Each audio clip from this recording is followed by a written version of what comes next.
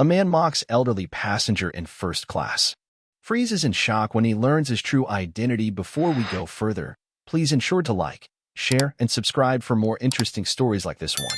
It was a quiet morning in California, the kind where the sun bathed everything in soft gold and the air carried the gentle buzz of a world just waking up. At Los Angeles International Airport, the steady rhythm of suitcase wheels and boarding calls created a familiar soundtrack for the travelers hurrying toward their gates. Among the throng, a young man moved with a kind of swagger that set him apart. His suit was razor-sharp, his watch flashed under the airport lights with every casual flick of his wrist, and his designer luggage rolled silently behind him. He exuded confidence, or rather, the smugness of someone convinced he belonged to a world far above the average traveler.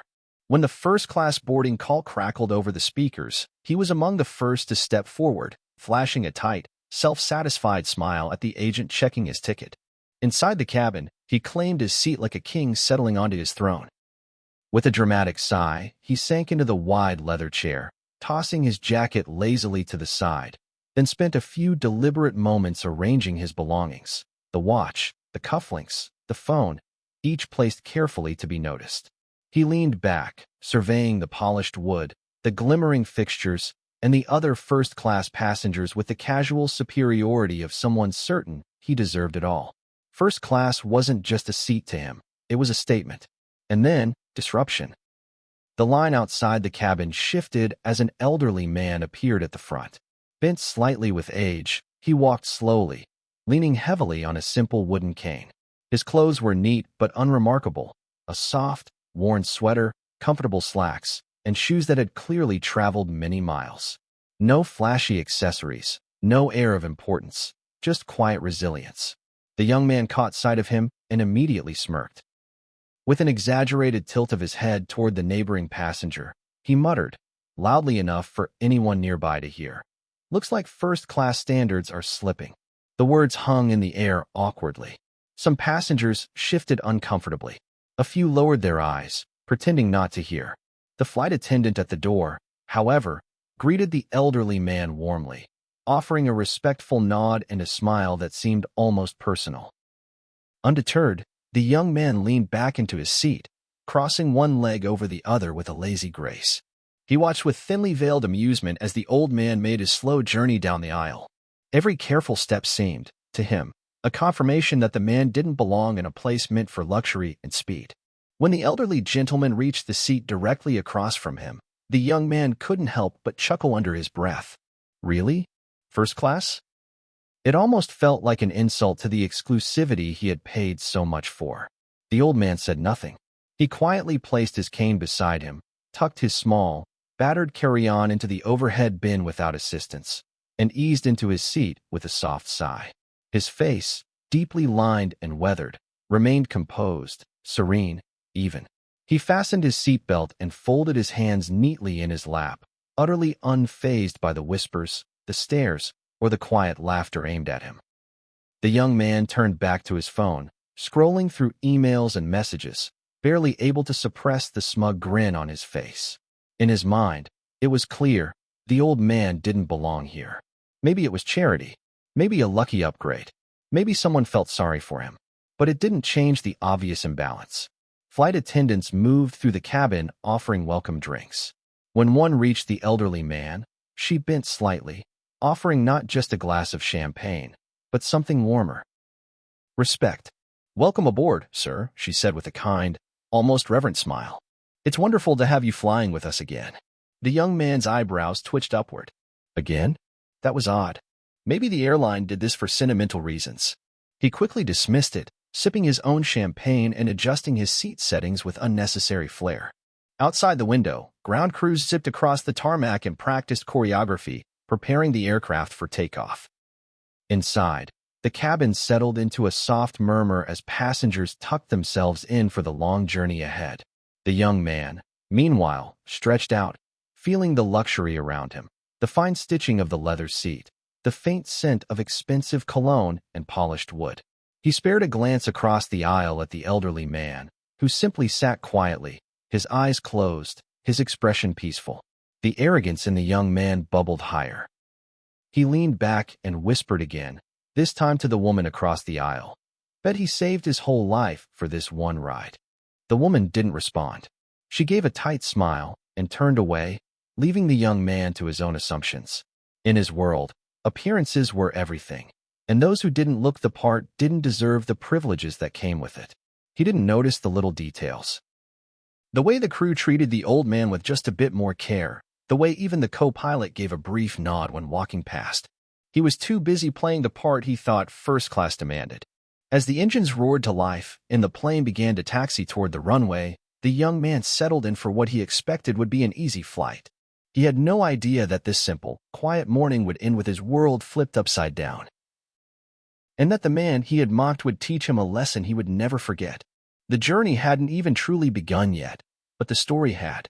The plane had leveled out at cruising altitude, a gentle hum filling the cabin. Warm lighting softened the edges of the first-class section, wrapping the passengers in a cocoon of muted luxury. Flight attendants moved quietly between the aisles, offering drinks, adjusting blankets, ensuring every small comfort was met. The young man, still wrapped in the cocoon of his own importance, leaned back in his seat with a lazy grin. He swirled the wine in his glass, not because he cared for its aroma, but because it seemed the proper thing to do in first class. Across the aisle, the elderly man sat quietly, gazing out at the endless stretch of clouds beyond the window.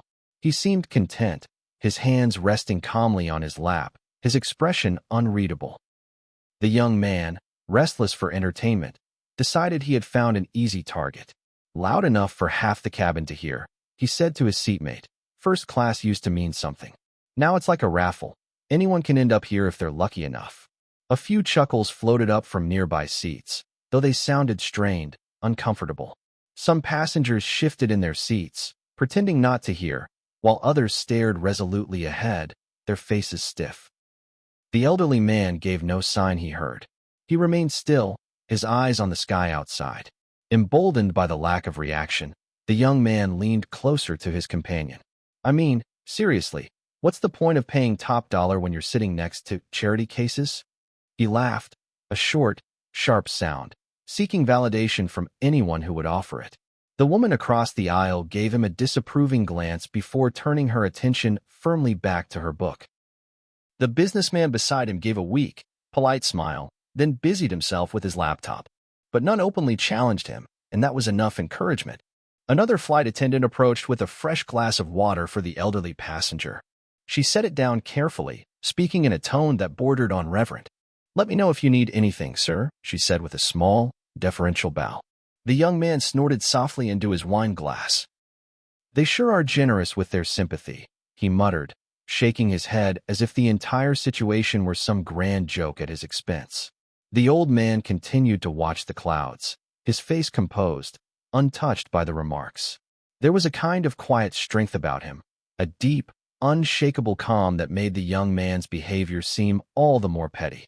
Minutes stretched into an uneasy silence, broken only by the occasional clink of cutlery or the soft rustle of newspapers. Then the young man spoke again, unable to resist. "You know," he said, louder this time, addressing no one in particular, "some people just don't belong in certain places. It's not their fault, of course. Life's cruel like that. But still," he gave a theatrical shrug, "it's a little sad to watch." A ripple of discomfort moved through the cabin. Flight attendants exchanged tight, knowing looks but maintained their professionalism. They had seen passengers like him before. Entitled, loud, desperate for attention. Still, they continued to treat the elderly man with unwavering courtesy, offering him small kindnesses that went beyond standard service.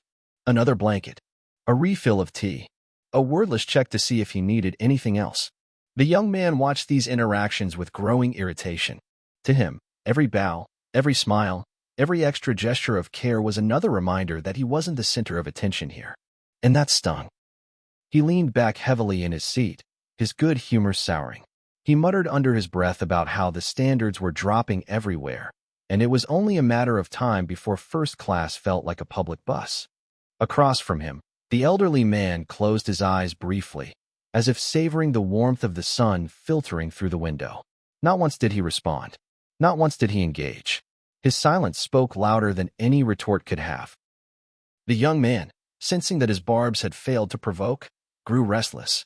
He tapped his fingers against the armrest, huffed impatiently when the flight attendants passed by without offering him special attention, and shot frequent glances at the old man, as if expecting or hoping for some reaction. But there was none. The old man remained a picture of serenity, his breathing slow and steady, his presence quietly commanding even without a word spoken. The young man shifted uncomfortably.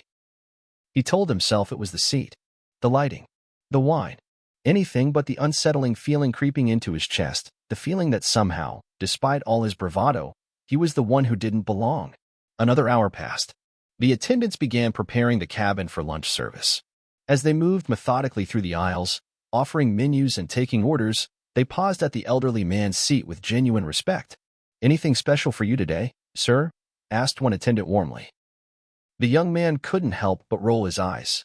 "Maybe they'll offer him the captain's chair next," he muttered sarcastically. No one laughed this time. The atmosphere around him had shifted, almost imperceptibly, but enough. His comments, once met with nervous chuckles, now earned only silence and stiff glances. Isolation had begun to settle around him like a heavy blanket. Still, pride kept him rooted in his behavior. He couldn't back down now, not without admitting he had been wrong. And in his world, being wrong was worse than being cruel. The plane sailed on, slicing through the sky, the world below a distant dream.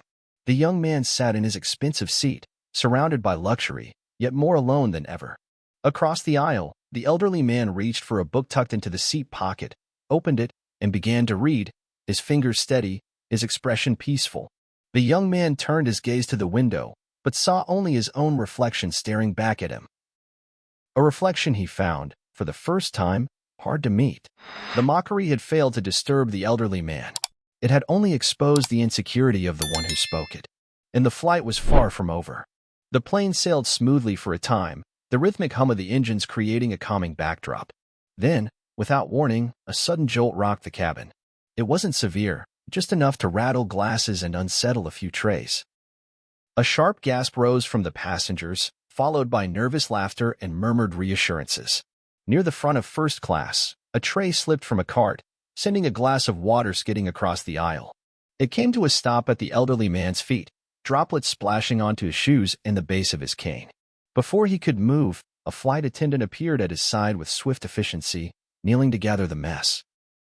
Her face, usually composed in professional neutrality, softened into something warmer as she looked up at him. "I'm so sorry, Sir Richard," she said, her voice full of genuine concern. "Let me take care of that for you."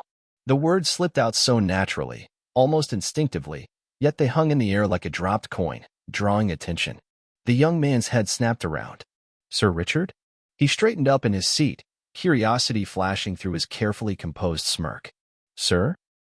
He repeated under his breath, tasting the word like it might explain some mystery he hadn't noticed before. The flight attendant finished her work quickly, her movements efficient but respectful.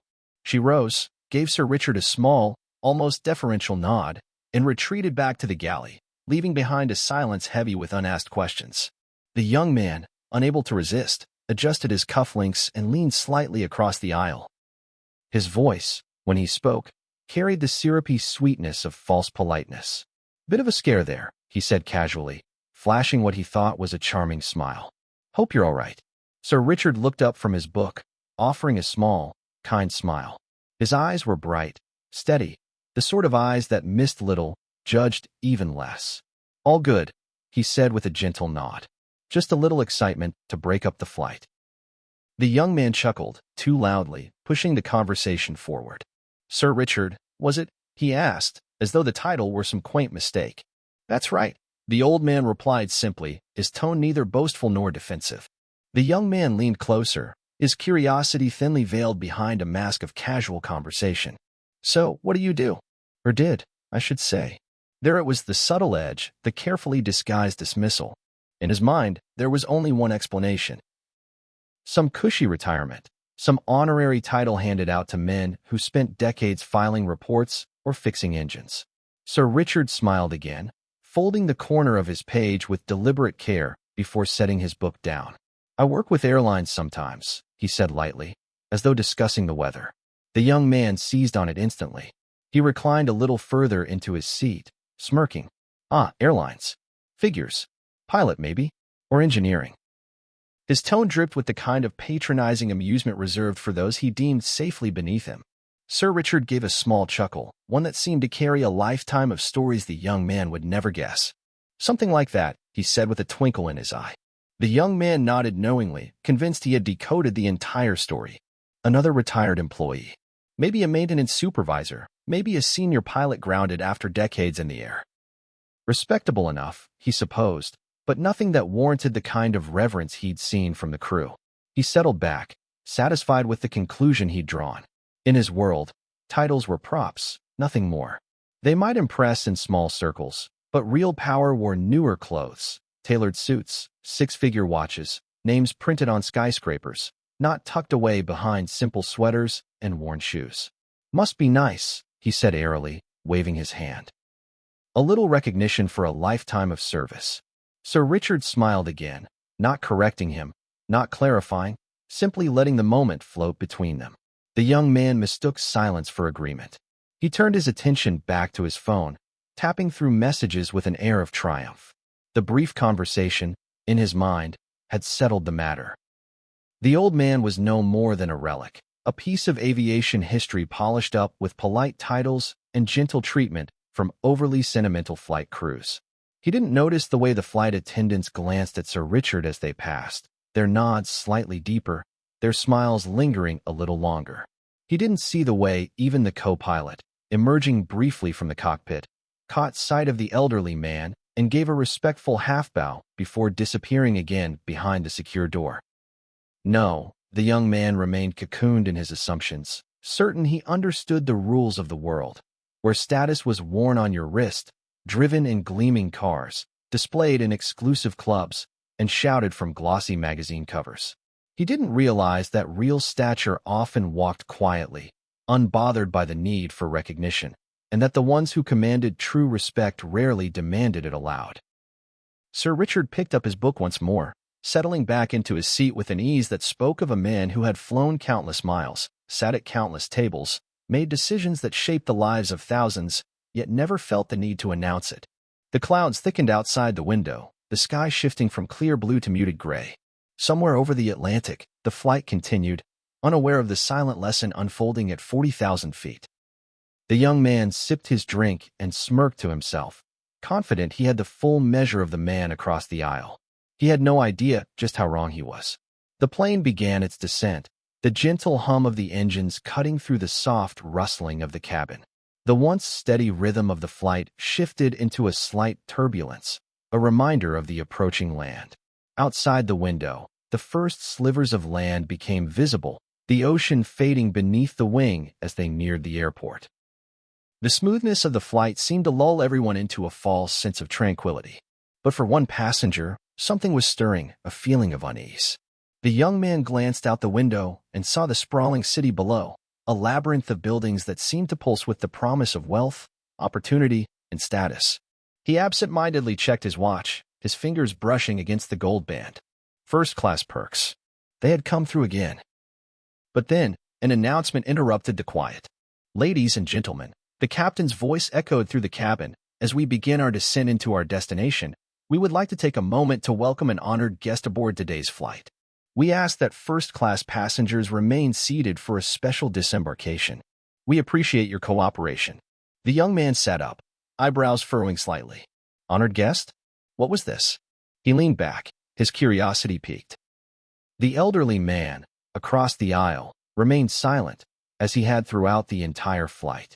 His eyes were once again fixed on the window, and for a moment, the young man found himself wondering who exactly this honored guest could be. It certainly wasn't him. Not that he cared. He just found the announcement oddly curious. The plane touched down with a soft thud, the wheels meeting the tarmac as the flight attendants started their preparations for the final leg of the journey. The young man stood, straightening his suit jacket as he reached for his overhead compartment. He glanced around the cabin, eager to get off the plane and onto the ground. But something felt different. The usual shuffle of first-class passengers reaching for their bags, standing up, readying to exit. It wasn't happening. Instead, there was a tense hush in the air. Flight attendants moved briskly up and down the aisle, not with their usual air of efficiency, but with a quiet urgency. "Please remain seated," One of them requested in a calm but firm voice. "There will be a brief delay in disembarkation." The young man glanced over to the aisle, still trying to make sense of it. What was going on? His eyes caught the elderly man again. Sir Richard. He hadn't moved. The old man was still seated, calm as ever, the corners of his lips curved in the faintest of smiles. For all the attention he had attracted during the flight, he seemed entirely unaware of the stir around him. Then, as the final preparations for landing continued, the mystery began to unfold.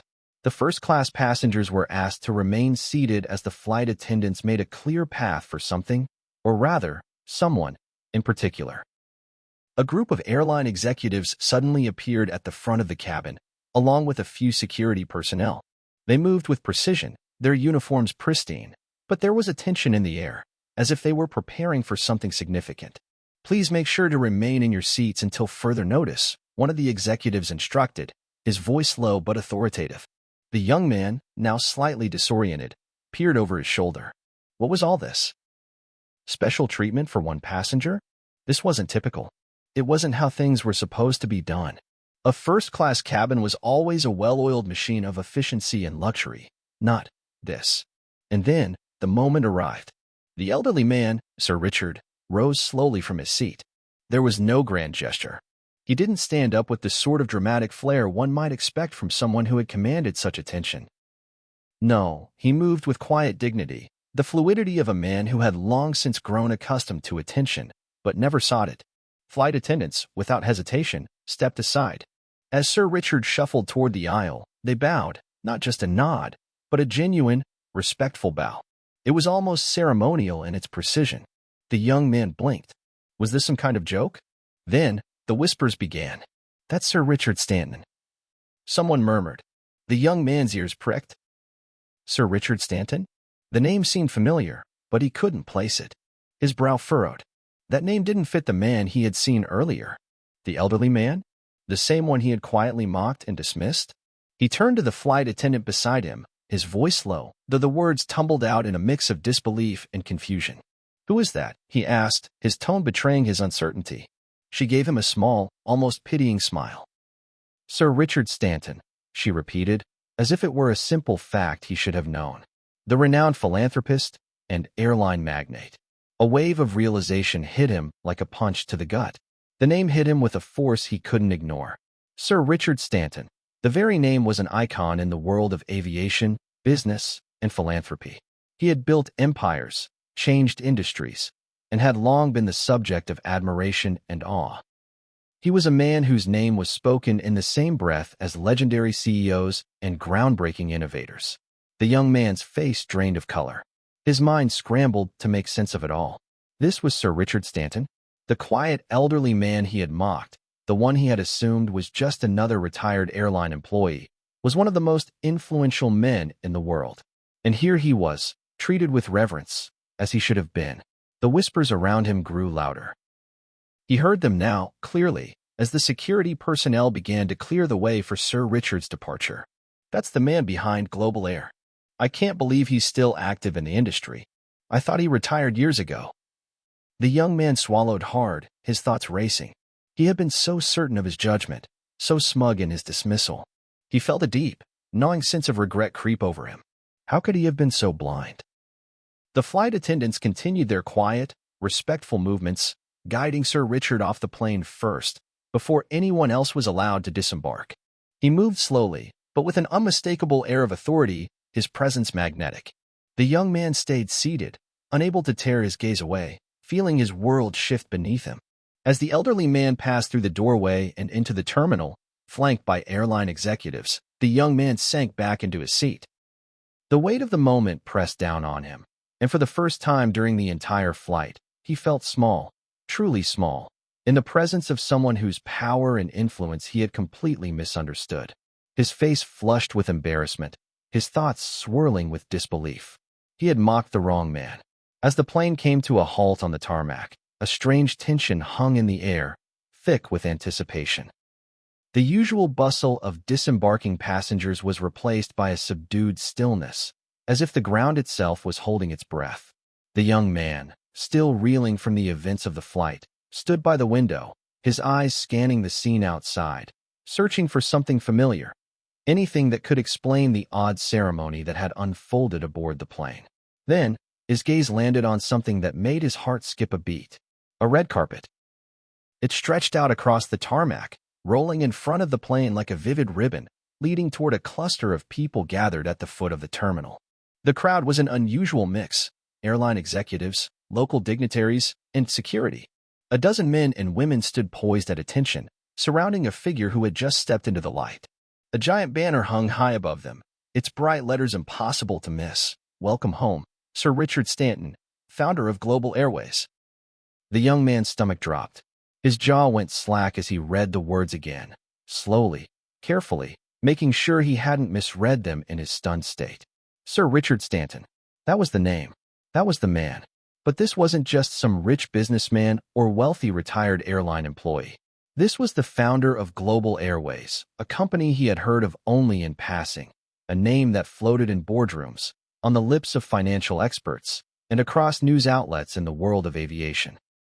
Global Airways wasn't just any airline. It was a titan of the industry, known for revolutionizing air travel and expanding into markets all over the globe. The elderly man, now stepping onto the red carpet with an air of quiet dignity, looked every bit the part of the aviation legend the banner proclaimed him to be. His slow, deliberate movements were at odds with the frenzied energy of the people surrounding him, but there was no mistaking the respect in their eyes. The entire scene was a celebration, a homecoming, a moment of tribute for a man who had shaped an industry. The young man's heart raced, the truth settling over him like a heavy fog. This was no ordinary passenger. His mind began to piece together the fragments of the flight.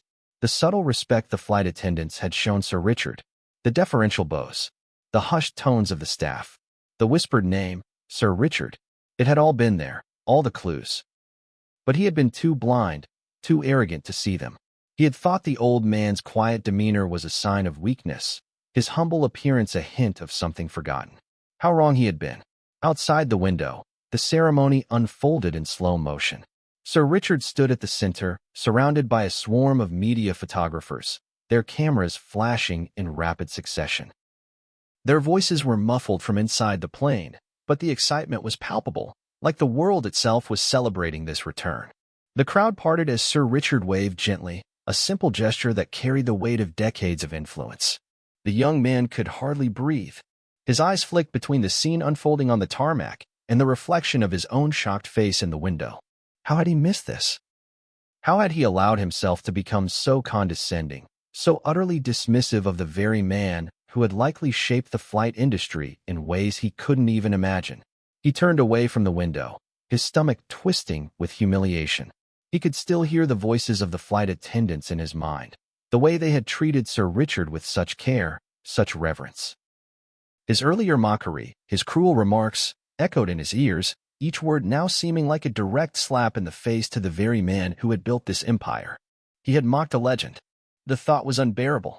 His heart hammered in his chest as he sank back into his seat, the reality of the situation crashing down on him. Every moment of the flight replayed in his mind like a bad dream. The smugness, the whispered jokes, the dismissive remarks he'd made to his fellow passengers about first-class standards slipping. He had treated Sir Richard as if he were nothing more than an old man with no significance in the modern world. How could he have been so blind? Outside, the ceremony continued, but the young man could no longer bring himself to watch. The weight of his mistake was too much to bear. He had spent the entire flight, an entire hour, mocking one of the most powerful figures in aviation history. A man who didn't need to flaunt his wealth, who didn't need to wear a designer suit or an ostentatious watch. He had been humble, dignified, and quiet, while the young man had been loud, arrogant, and foolish. The flight attendants returned to the plane, their faces neutral but with a hint of respect that seemed to mock him all the more. One of them caught his eye for a brief second, and he saw the recognition in her gaze. She knew. She knew what he had done. The quiet, almost imperceptible shake of her head as she moved past him was all the reminder he needed. He had shown himself to be nothing more than a fool. The last of the passengers filed off the plane, their footsteps muted in the thickening silence. The young man remained in his seat, unable to move, unable to face the reality of his actions. He had not only disrespected someone far beyond his station, but he had also embarrassed himself in front of an entire crew, an entire airline, and perhaps even the very people whose opinions he had tried so hard to impress. Sir Richard Stanton, the words echoed in his mind like a cruel joke. He had mistaken the man for a nobody, and in doing so, had revealed the truth about himself. The elderly man, Sir Richard, had come to embody everything the young man had once aspired to.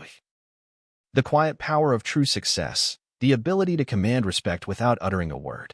The young man had spent the flight trying to impress people who didn't matter, and in the process, had lost sight of what truly mattered: humility, dignity, and respect. As the plane doors finally closed behind him, the young man felt his shame settle deep within him. There was no escaping it. The revelation had been as clear as it was undeniable. He was not the one in control. The young man's feet felt as though they were made of lead as he slowly stood up from his seat. His mind was still reeling from the revelation that had unfolded on the tarmac. Sir Richard Stanton, the name echoed in his thoughts, a constant reminder of his embarrassing mistake. His breath came in short, shallow bursts as he glanced around, trying to gather himself. The aisle was empty now, save for the flight attendants who moved silently, preparing for the next leg of the journey. The last few passengers were exiting, some still buzzing from the spectacle that had just occurred, some entirely unaware of the drama that had just transpired. But for the young man, every step he took felt like a long, drawn-out march toward his inevitable disgrace. He spotted Sir Richard near the exit, still surrounded by airline executives and reporters. The elderly man, despite the hustle and bustle around him, remained composed, his face calm and serene. The media snapped photos, eager to capture every moment of the legendary figure's arrival. Sir Richard didn't flinch, didn't acknowledge the swarm. His presence was a quiet force, one that demanded respect without ever asking for it. The young man approached slowly, his mind racing. Should I apologize? The question gnawed at him, pulling him forward despite his hesitation. He wanted to apologize, desperately so, but the words caught in his throat. What could he possibly say that would make up for the cruel comments he had made? He had mocked the man, a legend, in front of the entire flight crew, and now, in this moment of reckoning, he didn't even know how to express his regret. Sir Richard, he finally muttered, his voice barely above a whisper. He reached out slightly, a shaky attempt to catch the elderly man's attention. Sir Richard's head turned for a moment, his calm, composed eyes meeting the young man's. For a brief second, the young man thought he saw a flicker of recognition, maybe even a glimmer of sympathy. But that thought vanished just as quickly as it had appeared. Sir Richard offered him nothing more than a polite nod, one that seemed almost automatic, as though he had long since learned to endure the unprovoked cruelty of others. Without a word, Sir Richard turned and walked forward, surrounded by the waiting media and executives, their respectful murmurs rising as they fell into step around him. The young man stood frozen, the weight of the moment sinking in deeper. He had been dismissed with nothing more than a nod. A polite, simple nod. He had expected more, an acknowledgement of his apology, perhaps, maybe even a scolding, a reprimand. But instead, Sir Richard had given him nothing. And in that silence, in that indifference, the young man felt his own disgrace grow, curling like a dark shadow around him. As the doors to the plane closed behind him, the young man slowly made his way down the narrow jet bridge. His eyes kept darting to the ground, as if trying to avoid the judgmental stares he felt burning into his back. The murmurs around him were no longer kind. The flight attendants who had once smiled politely at him now exchanged glances, their eyes filled with unspoken understanding. They knew. They had seen everything. Whispers spread quickly among the airport staff, no doubt passing between the crew and those who had witnessed his behavior. The young man's arrogance, the mockery, had not gone unnoticed. The dismissive comments about Sir Richard, his loud jokes about first-class standards slipping, echoed in his ears. He could hear the crew members now, their hushed voices carrying over the terminal. "Did you hear him on the flight?" one of the flight attendants whispered to another. "Mocking Sir Richard like that. I can't believe it. He had no idea who he was, did he?" came the reply. "What a fool."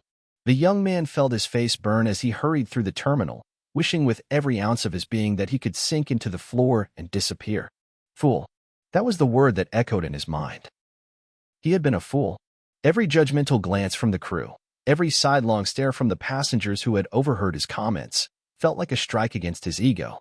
His chest tightened as he realized how deeply he had embarrassed himself. He was used to being admired, used to standing out in a crowd. But now, in the wake of his arrogance, he was the object of ridicule. He caught sight of his reflection in a terminal window, his face pale and drawn, his posture slumped. He looked like a man who had just been humiliated beyond belief. The young man, once so sure of himself, now felt smaller than ever before. All the confidence, all the bravado, had evaporated in an instant, leaving only the raw, bitter taste of regret. Outside the terminal, he could see the crowd still gathered, awaiting Sir Richard's departure. Reporters shouted questions, cameras flashed, and airport personnel hurried to clear the way for the legend. Sir Richard stood at the center, calm as ever, his dignified presence radiating through the crowd. And yet, all the young man could think about was how he had spent the entire flight mocking that very presence, that very legend. Feeling the weight of the situation too much to bear, the young man turned and made his way to the nearest exit. His mind raced with thoughts of what he could have said, how he could have redeemed himself in front of the crew, the passengers, Sir Richard. But it was too late now. His actions had already been laid bare. He found himself in the parking lot, standing in the shadows of the terminal, alone. The sounds of the bustling airport, the chatter of travelers, seemed distant, muffled.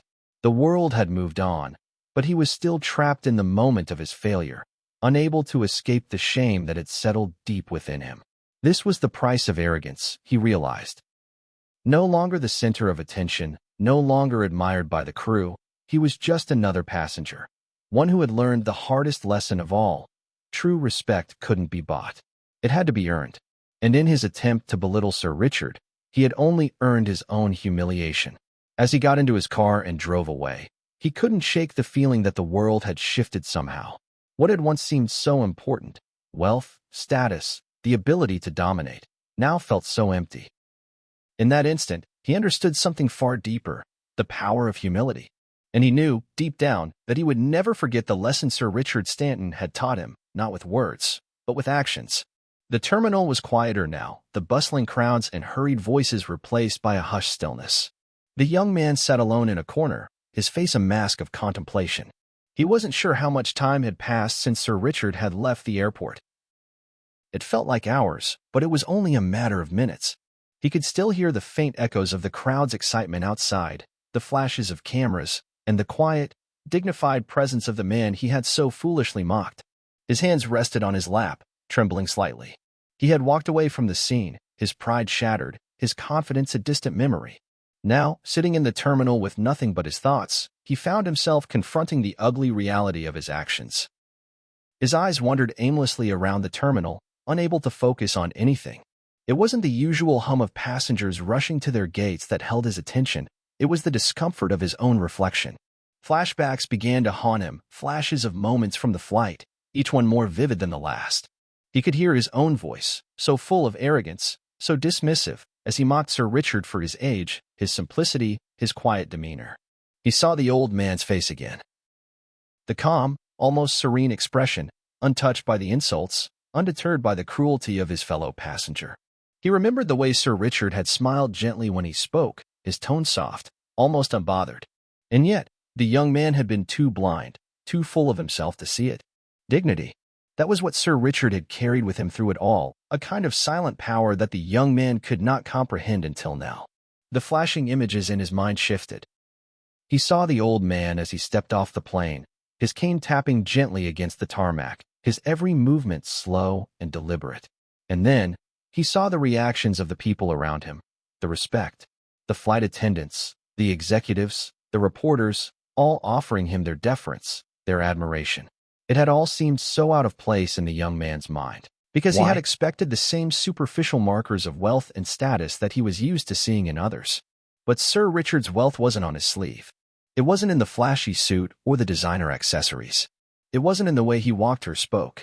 His wealth was in his actions and the legacy he had built. The young man's mind lingered on those final moments. He had stood there, watching Sir Richard, and he realized too late that the real value of a person was never in what they had or how they appeared. It was in the way they carried themselves, the way they treated others, the way they moved through the world with grace and humility. The realization was like a punch to the gut. His own behavior had been so small, so petty compared to the quiet dignity of the man he had ridiculed. He couldn't help but look up as the airport's television monitors flickered to life, the news coverage streaming across the screen. The image of Sir Richard Stanton filled the screen, his face as calm and composed as ever. The headline read, "Sir Richard Stanton, a pioneer of aviation and philanthropy." The reporter's voice echoed through the terminal as she spoke of Sir Richard's vast achievements in the airline industry, his founding of Global Airways, his innovations that had reshaped air travel, his commitment to making flying more accessible to people around the world. But it didn't stop there. The reporter continued, detailing his charitable work, his foundations that had provided medical aid to underdeveloped countries, his efforts to combat climate change, his commitment to education and youth empowerment. The young man's stomach twisted as he listened. Here was a man who had used his wealth and influence to make the world better, not just for himself, but for others. His wealth had been a tool for positive change, a means to build, to give, to uplift. The young man's eyes burned.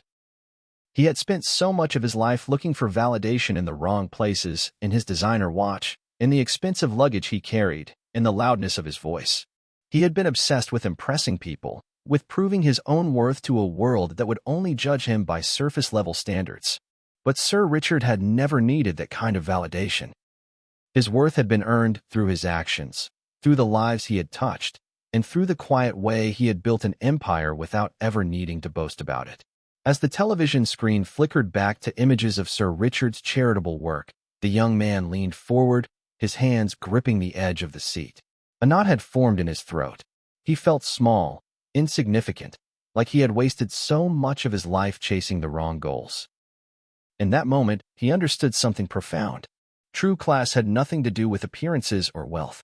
It was in the ability to remain humble, to treat others with respect, and to use your position to better the world, not just for yourself, but for everyone around you. He could feel the weight of his past arrogance lifting off his shoulders, replaced by the heavy, painful understanding of what he had done. It was a humbling lesson, one that would follow him for the rest of his life. But as painful as it was also necessary. The young man took a deep breath, his chest rising and falling with the realization that he was, in that very moment, changed. He would never again look at the world through the lens of superficial success. He would never again mock someone for their appearance or belittle them for their age. He had learned what true class was, and it had cost him his pride, his comfort, and his arrogance. He stood up slowly, his legs shaky but steady. He didn't look back at the screen. The images of Sir Richard's achievements were no longer important to him. It was the lesson that mattered, the lesson he would carry with him from that point on. As he walked toward the exit, he paused, his eyes falling on the planes taking off in the distance.